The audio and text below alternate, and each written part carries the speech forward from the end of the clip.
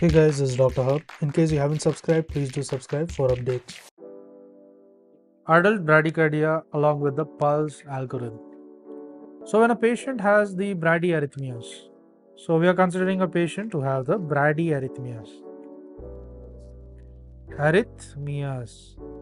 So in terms of bradyarrhythmias, it typically is involving the heart rate. So bradyarrhythmias means the heart rate. The heart rate becomes less than 50 bpm.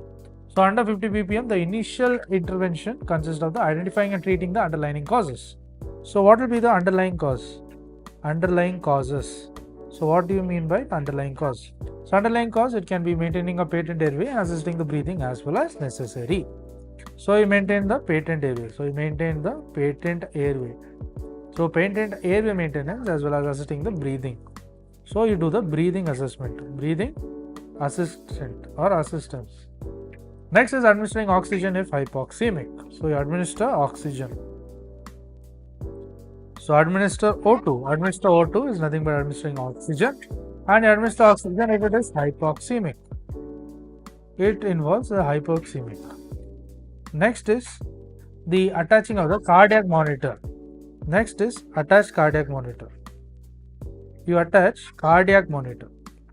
So you attach a cardiac monitor, and you attach the cardiac monitor to identify the rhythm. So you identify the cardiac monitor to identify the rhythm. So you attach cardiac monitor to identify the rhythm, and then you monitor the blood pressure, monitoring the blood pressure as well as the oximetry. So maintaining a patent airway to assist the breathing if necessary, then administering oxygen if hypoxemic, attaching a cardiac monitor to identify the rhythm and the monitor blood pressure and oximetry. Next is you also look for the IV access as well as the 12-lead ECG. There is also the 12-lead ECG which is done. Next is in case if the bradyarrhythmia is persistent causing hemodynamic instability. So in case there is presence of hemodynamic instability. So in terms of hemodynamic instability, then the management is depicted as below. That is, first is we look for the persistent bradyarrhythmia. So in terms of the persistent bradyarrhythmias. So in terms of the persistent bradyarrhythmias, it can cause.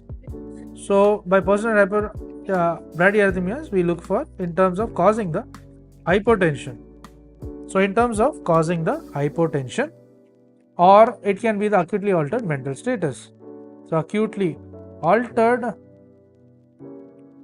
mental status, acutely altered mental status. Next is signs of shock, which involves the signs of the shock as well as the ischemic chest discomfort. So there is ischemic chest discomfort. Then comes also it causing the acute heart failure, acute HF, that is a heart failure. Now the answer to all this, the persistent bradyarrhythmias causing all this, in case the answer is no. So if the answer is no, what you do is you directly go to monitor and observe. So you monitor as well as observe the individual. So next, in case the answer to this is a yes. So if the answer is yes, then you administer the atropine. Then you do the atropine. The atropine, it includes the 1 mg bolus. So the atropine, it includes 1 mg of bolus, and you repeat this every 3 to 5 minutes. So you give 1 mg bolus and you repeat. How often do you repeat? You repeat every. So repeat of every 3 to 5 minutes is done. So you repeat 3 to 5 minutes, and then you do a maximum dose. So there's a maximum dose is also given. Maximum dose is about 3 mg. Now if atropine becomes ineffective here, so in case if atropine it is not effective, so atropine is not effective, then you do a transcutaneous spacing. So you do a transcutaneous spacing. So transcutaneous spacing or the dopamine infusion or epinephrine infusion. So you do a transcutaneous spacing or you do a dopamine. So you do a dopamine infusion. So dopamine infusion, or you go for a epinephrine infusion. So you look for a dopamine infusion as well as the epinephrine infusion. So in short, it is known as a D or E infusion.